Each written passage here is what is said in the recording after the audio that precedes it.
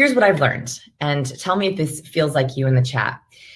The more successful you are, the more likely it is you're going to experience burnout. After the last decade of working with very high achieving people, from CEOs to entrepreneurs to politicians to leaders, the more you push yourself, the more the big goals you have, the more successful you are, the more it is that you might get into burnout. And that's a huge problem, because burnout is one of the fastest ways that we destroy our productivity, that we lose motivation, that we feel dread. And dread is the opposite of excitement. And when we're in our careers and we feel excitement, we are more productive, we have more energy and more creativity.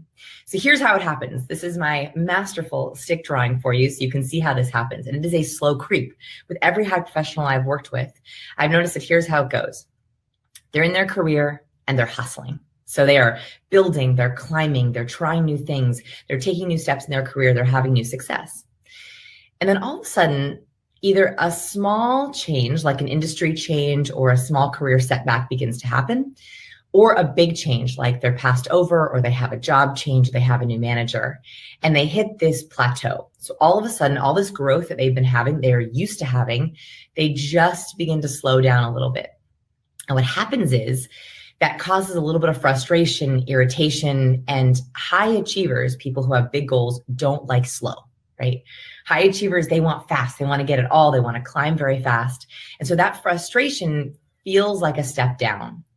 And if that's not addressed, they begin to take steps backwards. And that is where you get into a rut. So actually, a rut precedes burnout. And before that, you get a plateau when you feel like you're just not achieving things or hustling as fast as you used to.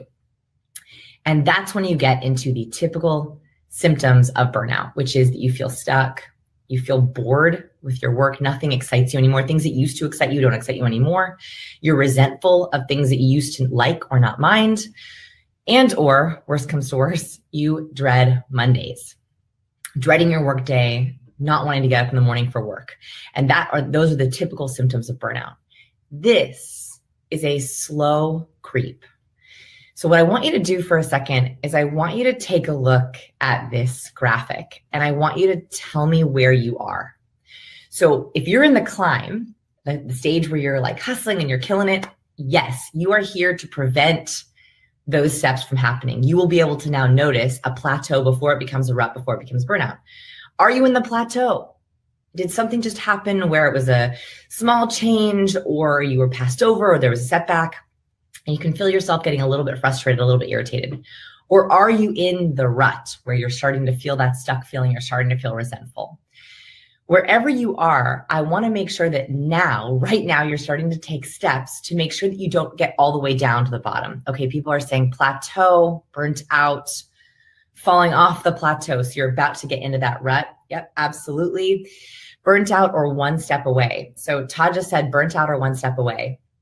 That is exactly why I'm so glad you're here.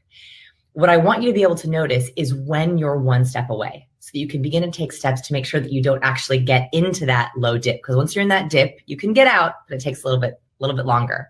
And here's what I want to tell you. For all of you, those of you who are saying that you are in that rut or in that plateau, we get into professional ruts with small steps. That means we can get back out of it with small steps. This doesn't mean you have to change your careers. It doesn't mean you have to leave your job. It doesn't mean you have to change something radically. We actually can get out of burnout with small steps. And when I dove into the research of burnout, I was so relieved by that. I was worried that it was going to be something major that was hard to do or expensive to do. But actually, getting out of burnout is very easy to do if you know which steps to take. We get into it with small steps. We can get out of it with small steps. And that means that we can do it even starting today, which is what my goal is.